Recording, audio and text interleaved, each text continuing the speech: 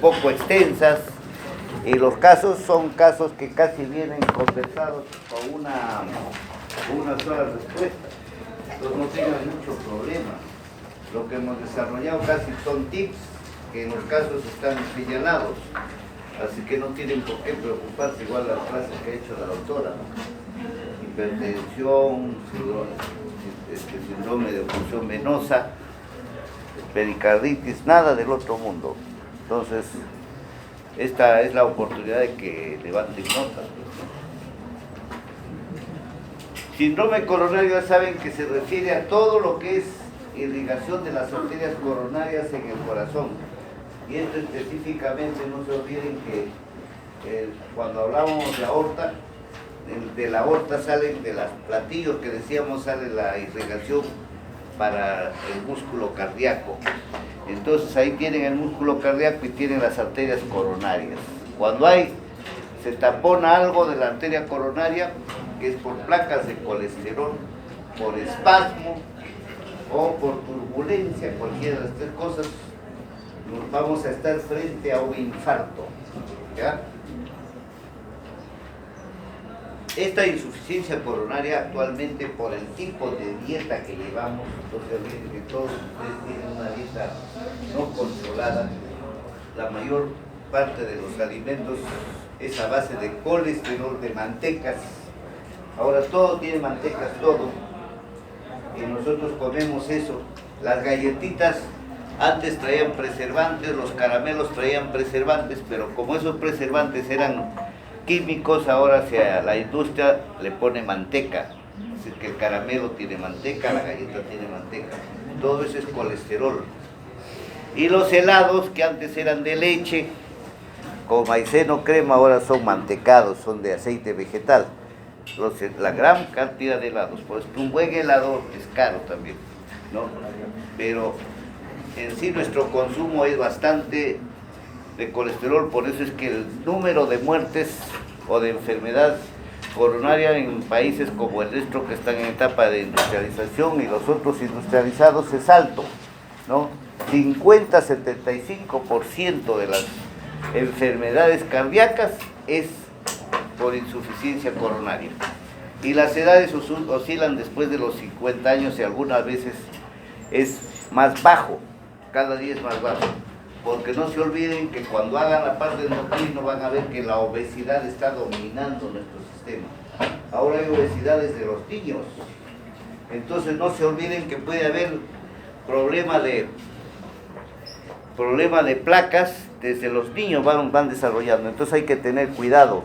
Ustedes que tienen sobrinos, que tienen todo, lo llevan al cine. Ahora al cine no van a ver una película, sino a comer medio quintal de palomitas de maíz con manteca, ¿no? Entonces hay que tener cuidado. El 50% sigue diagnosticándose esta muerte, la enfermedad coronaria por muerte súbita.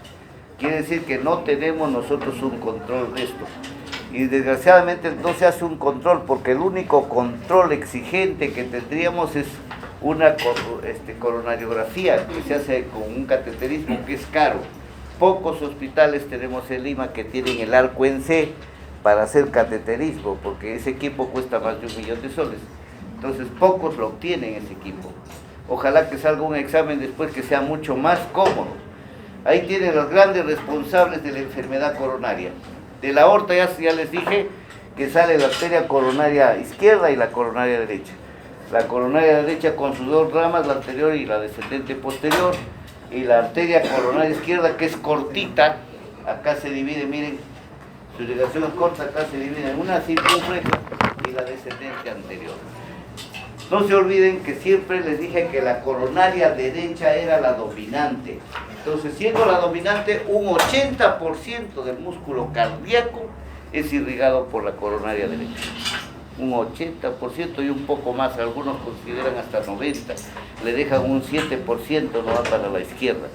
Entonces la coronaria derecha en la mayoría de nosotros es la arteria dominante. El flujo sanguíneo de una persona en reposo, normalmente ustedes acá, sin hacer ejercicio, están gastando 225 mililitros por minuto. Esto ya lo hicieron en la parte de fisiología, ¿no? Entonces el 4% del gasto total del organismo, miren, se lo lleva un músculo tan pequeñito, ¿no? Esto aumenta de acuerdo al ejercicio. Nosotros empezamos a subir escaleras, a correr, a hacer cualquier deporte, se incrementa hasta 10 veces o a veces mucho más. Y esto ustedes lo van a sentir por los latidos, más bombeo de sangre, ¿no? Ya les dije que la coronaria izquierda irriga el lado izquierdo y la derecha, la parte derecha, y parte del ventrículo izquierdo también la derecha, ¿no? 80% de las personas tenemos circulación dominante, ¿no?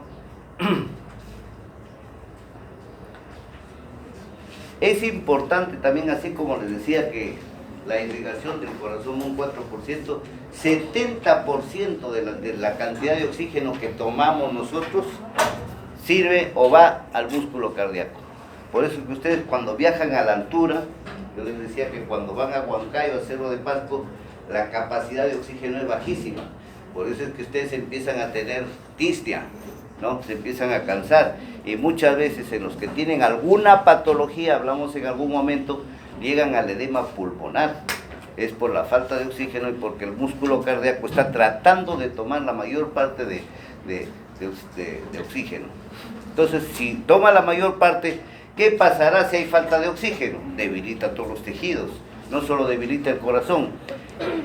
Nosotros hablamos la primera clase que hay sustancias compensadoras. En este caso va a haber las sustancias vasodilatadoras. Hablamos del fosfato de adenosina, ¿se acuerdan la primera clase? Y del óxido nitroso. Estas sustancias se van a segregar cuando hay necesidades de oxígeno. ¿Con qué fin? Con el fin de vasodilatar las coronarias grandes y las coronarias pequeñitas. Entonces el corazón se compensa así en su irrigación y toma de oxígeno. Se dilata automáticamente, entonces se autorregula y va a mejorar su flujo. Entonces estas dos sustancias son importantísimas que habíamos visto nosotros en la primera clase, ¿no? No se olviden que para producir un infarto, esto puede ocurrirse a través de tiempo o en pocos minutos o pocas horas. Porque yo una placa lo voy desarrollando a través de años. No es cuestión que yo comí en un mes y en un mes desarrollo una placa. A veces una placa se desarrolla en 10, 20 o 30 años. Eso sí tienen que tenerlo claro. No hay nada que se desarrolle de la noche a la mañana. Así como un cáncer se demuestra después de 5 o 10 años, no hay cáncer de ayer, ¿no? Igual el organismo es un organismo divino que tiene mucha capacidad de defensa y de aguante, se diría, ¿no? Entonces va a haber formación de estas placas y vamos a ver qué se forma después, porque dice los coágulos sanguíneos u otras sustancias taponan la luz. Ya les decía que se tapona hasta por espasmo, ¿no? La luz se cierra, acá está, lentamente. En algunos casos, pacientes con mucha suerte van a desarrollar una circulación colateral.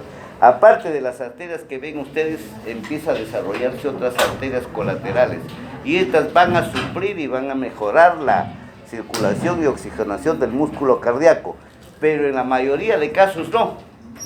Entonces ahí es donde vienen los infartos que pueden ser agudos o infartos frecuentes, ¿no? Pero la causa más importante de un infarto es la trombosis. ¿A qué se debe? Debido a la aterosclerosis, no arteriosclerosis. Que no se olviden que hay gente que muere de 100 años, 102 años.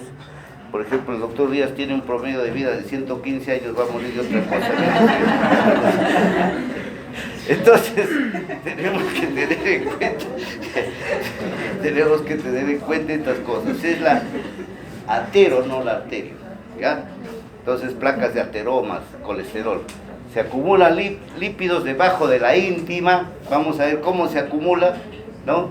Entonces estas se calcifican, ya saben ustedes cómo se calcifican, segregan a estas placas de colesterol o a estas partes de colesterol, vienen los glóbulos blancos a querérselo destrozar y en esa lucha se desarrolla, se mezclan, se destruyen los glóbulos blancos y se forma la calcificación de esto y va a haber nuevos tejidos fibrosos en las paredes de las arterias y van a degenerar, ¿no? Estas placas, ¿qué pasa? Se rompen en la íntima, y al romperse causa una herida en la misma arteria. Vamos a ver el proceso, ¿no? Y entonces, ¿qué pasa cuando hay una ruptura, o cuando hay ruptura de cualquier vaso? Hay sangrado, y cuando hay sangrado entran los factores de coagulación, porque entran a actuar plaquetas, todo. Entonces, estos se van a formar coágulos que van a obstruir ya en sí las luces de las arterias, y acá es donde se provoca el infarto, ¿no? Otra vez se les decía que hay espasmos coronarios, ¿no?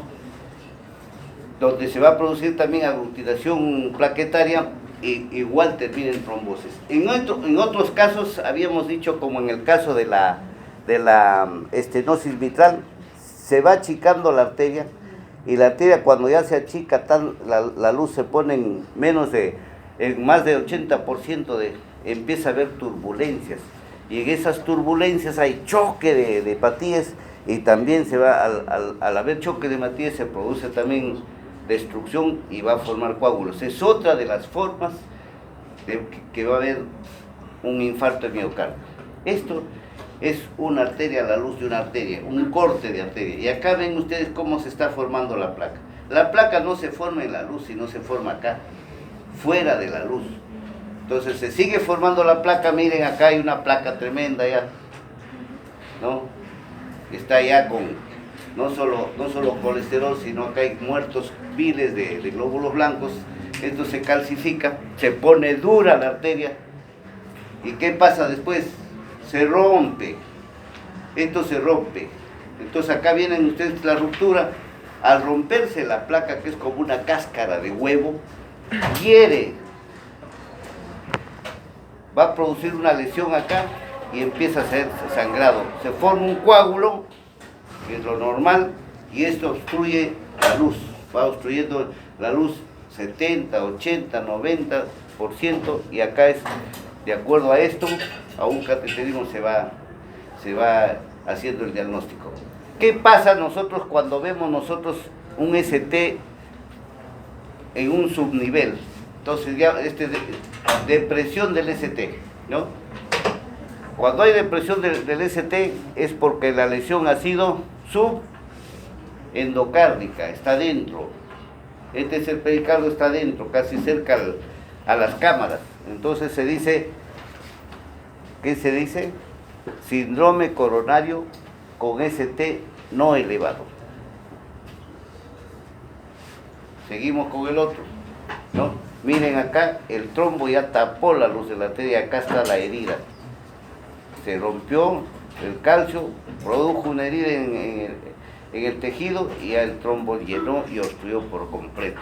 Cuando está en la parte externa, decimos que es una oclusión trombótica, un síndrome coronario agudo con ST, en este caso elevado. Así van a encontrar ustedes síndrome coronario agudo con ST elevado y síndrome coronario agudo con ST no elevado, ¿no? Son los dos grandes tipos que van ustedes a encontrar en los hospitales, las clasificaciones. Miren ustedes cómo es la placa. Acá hay una hemorragia, acá hay una estrechez ya, ruptura de la placa puede ser acá o en ambos sitios, pero así se ve un corte de la placa. Miren, acá está el trombo, ¿no?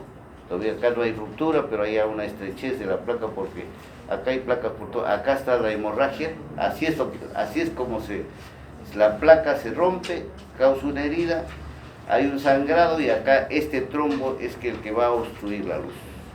Ahí está toda la parte que les he hablado en dibujos. Ahí tienen nuevamente las arterias coronarias, ¿no? Para que se vayan acordando. ¿Cuáles son los factores para que me produzca un infarto? Hay varios.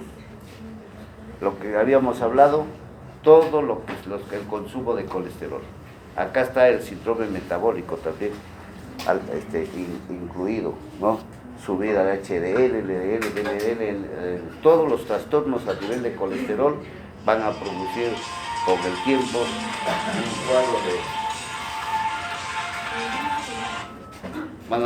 un cuadro de infarto. La presión arterial no controlada, porque mientras ustedes tengan una presión arterial controlada no va a pasar nada. y esto ya les habló la doctora Chumbiriza. El tabaquismo, felizmente acá creo que nadie fuma, y eso ya está más que demostrado que el tabaquismo provocaba bastante cuadro de infarto. Tolerancia normal a la glucosa, los diabéticos no controlados van no solo a la hipertensión arterial, sino van al infarto de miocardio, ¿no? La gota también, cuando tengan un paciente gotoso tienen que controlarlo, porque va también hacia la menopausia y el uso de anticonceptivos. Felizmente el uso de anticonceptivos ahora está bien controlado. Antes se usaban anticonceptivos que eran de dosis altísimas, 40 miligramos, así. Ahora está considerado esos anticonceptivos que son dosis para elefantes, ¿no? Pero las mujeres toleraban eso. Ahora es en microgramos, ¿no? Antes se usaba en miligramos. Entonces, miren cómo va cambiando también la medicina. La obesidad, ni hablar. La obesidad, ya saben que es un camino a la... Y si hay obesidad, no hay ejercicio, encima se agrega algún tipo de enfermedad, camino a una enfermedad coronaria. La falta de actividad física. Otro, ¿no? Felizmente ustedes hacen mucha actividad física, hoy día por lo menos han subido tres pisos. Tipos de personalidad. Los tipos de personalidad también. Por ejemplo, yo tengo suerte que pese a estar al lado del doctor Díaz no me da un infarto, ¿no? Entonces, hay que tener tipos de personalidad. Si ustedes están con una persona que les llama la atención todo el día, 2, 3 horas continuas en el trabajo, pues están desarrollando ustedes un problema gravísimo. Entonces eso también hay que cambiar. Y esto lo van a ver ustedes en lo que les parece risa a ustedes van a tener pacientes que van a tener ciertas actividades y todo esto tienen que estudiarlo, para eso es la historia clínica. Entonces hay que cambiarlos de trabajo, ¿no? Muchas veces hay que cambiarles cuál es su tipo de trabajo, cuál es su tipo de vida, cuál es su tipo de alimentación. Nosotros en la universidad tenemos la mala suerte que no llevamos un curso de nutrición, casi todos nosotros no conocemos de nutrición mucho. Ahí tienen ustedes que aprender a leer un poco de nutrición. No se confíen de la nutricionista, porque los nutricionistas, ¿qué hacen? Los mandan a su infartado, una sopita de noche. ¿Cómo va a tener una sopita llena de carbohidratos en la noche un infartado? Pues no. Entonces ahí ustedes tienen que leer un poco, entonces un poco invertir las actividades. Yo, por ejemplo, a mis pacientes infartados en la noche no le dejo nada.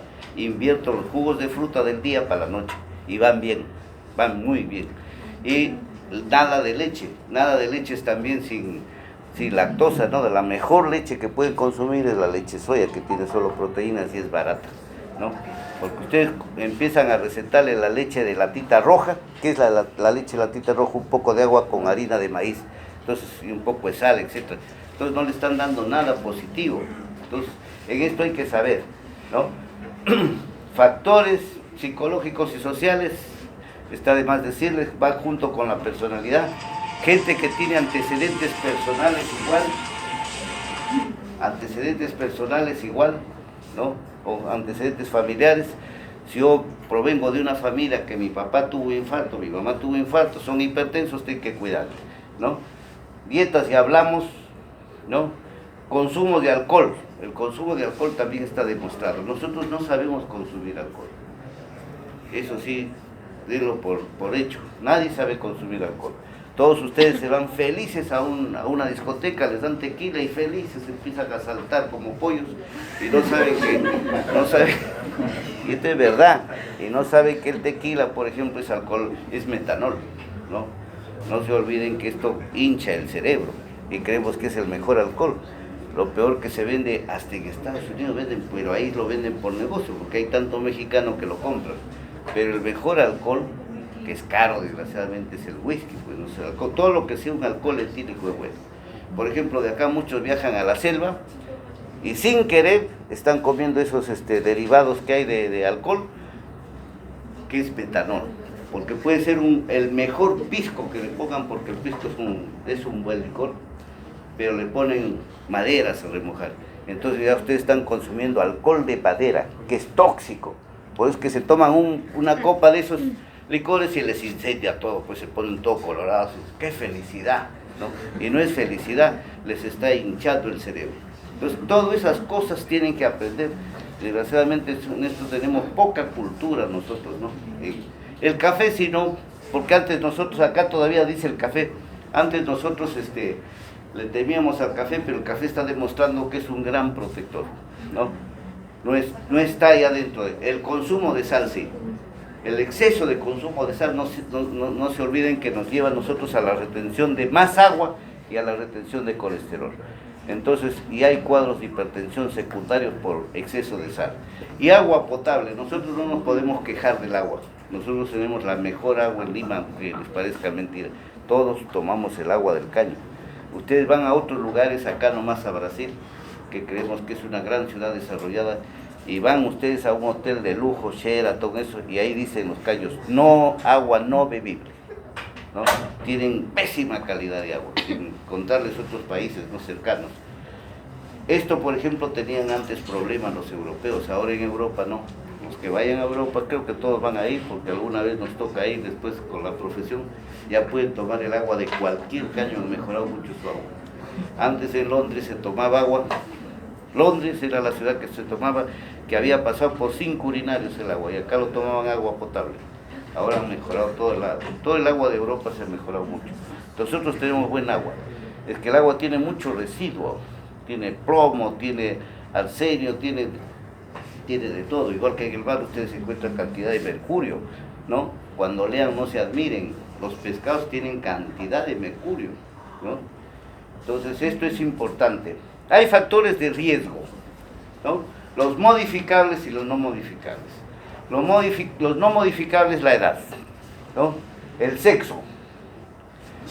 La mayor parte de sexo masculino llevamos el factor positivo para coronarias, ¿no? El factor hereditario, la diabetes. Bueno, si hay antecedentes de enfermedad coronaria, ni hablar. Y la gotimenopausia que hemos visto. Y los modificables, si son tabaquismo, dejar de fumar, no hay problema. Colesterolemia, mejorar las dietas. Consumimos poca verdura, hay países que consumen más verdura que nosotros, ¿no? Antes Japón, por ejemplo, era un consumidor de arroz. Los que han tenido la oportunidad de visitar Japón, ya cambiaron su dieta. Ahora dan verdura, obligan a comer verdura a todos. Antes tenían ellos muchos cáncer por comer exceso de harinas. Aparte de tener problemas coronarios, tenían problemas de cáncer de colon. Ya cambió su estadística de hace 20 años, totalmente, porque ellos han ido cambiando su dieta. Trigliceridemia, obesidad, sedentarismo, hipertensión y dietas.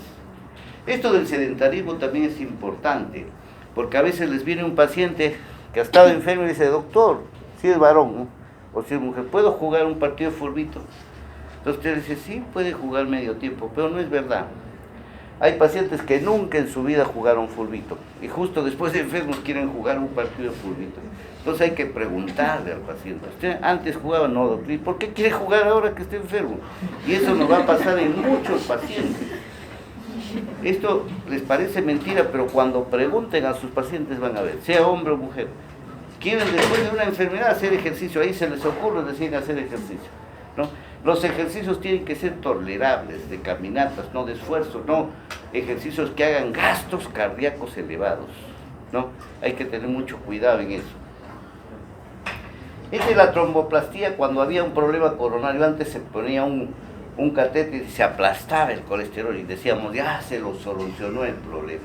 Ahora se ha demostrado que no, porque 3 meses otra vez la placa vuelve a crecer, solo se lo aplastaba la placa y muchas veces se lesionaba placa, ¿no? Ya esto ya no se usa. Ahora vamos a ver lo que se usa. Entonces vamos a pasar nosotros a la enfermedad coronaria en sí. La enfermedad coronaria se divide en dos: angina estable y la angina inestable. Dentro de la angina inestable está el infarto de miocardio agudo o cardiopatía isquémica y el síndrome de Prince-Metal. ¿Y qué es la angina estable? También se llama una angina crónica. Puede llamarse también angina de pecho crónica, angina de esfuerzo o espasmo crónico, como su nombre lo dice, ¿no? No existe preinfarto. A la angina antes se llamaba preinfarto, pero no hay diagnóstico de preinfarto, ¿no? Es una angina o preinfarto. una angina inestable o preinfarto, pero no hay que, a mí me dijeron que tengo un preinfarto, te dijeron, no, sigues teniendo tu angina inestable, ¿no? Así es que esto que quede claro, ¿ya? Porque ahora es el preinfarto no existe, se le llamaba antes a la angina inestable preinfarto, ya no se le llama ahora ya no se escucha, ¿no? Pero esto es para que tengan ustedes en cuenta los nombres, nada más, ¿no? ¿Y qué es la angina estable? Es una angina que se presenta, o dolor precordial que se presenta cuando hay una isquemia, ¿no? Que necesariamente está inducida por el ejercicio. Yo hago ejercicios y me da este dolor, ¿no? Entonces va a alterar mi función miocárdica. Muchas veces esta angina no va a presentar muerte del tejido, solo da una lesión o una isquemia, nada más. Los pacientes regresionan otra vez a su estado normal.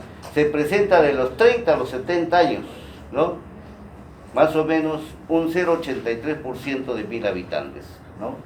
Cada 1000 habitantes 0,83 se presenta. Más es en hombres que en mujeres. Ustedes están viendo ahí, 1,3 en hombres y la mitad es en mujeres. Mujeres son privilegiadas en esto, ¿no? La mortalidad sí es alta, se llega a ser de 1,6 a 3,3%, pero más alta va a ser ustedes cuando vean en la parte de la inestable. El principal hallazgo, ¿cuál es de una angina estable? ¿No? La ateroesclerosis epicárdica. Entonces acá vamos a ver que solo se lesiona la parte externa, ¿no?